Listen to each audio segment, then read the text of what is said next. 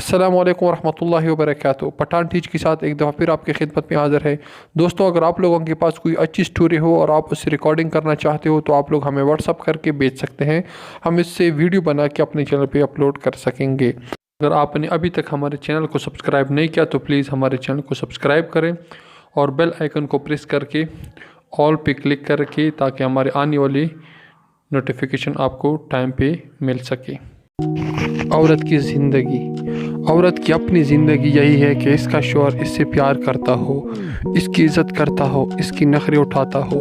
अगर ये नहीं है तो इसकी कोई ज़िंदगी नहीं है। फिर वो दूसरों की ज़िंदगी जी रहे हैं। अपने माँ बाप की, अपने शौहर की, अपने बच्चों की, इसकी अपनी ज़िंदगी इतनी ही है।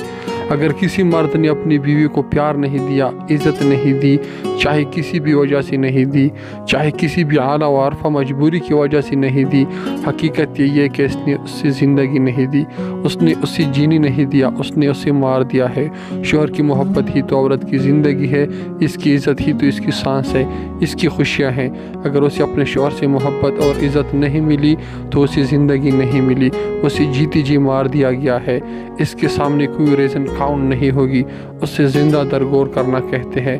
मैंने इन औरतों को चलते हुए देखा है जिनके शौहर इन्हें मोहब्बत और एहतराम देते हैं।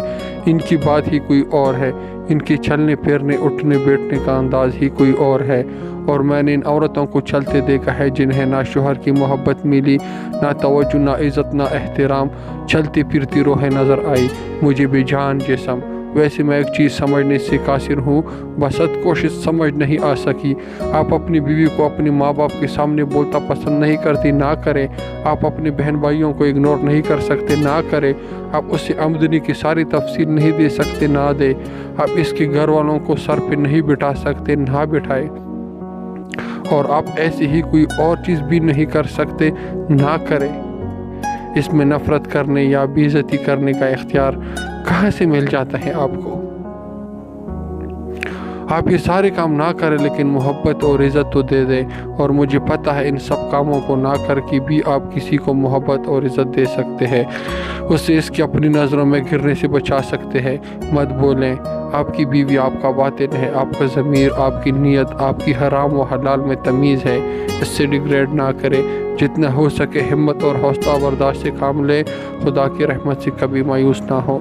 शुक्रिया, दुआ में याद रखें। आप सबका दोस्त पठान टीच। उम्मीद करते हैं कहानी आपको पसंद हो। अगर पसंद है तो प्लीज़ हमारे चैनल को ज़रूर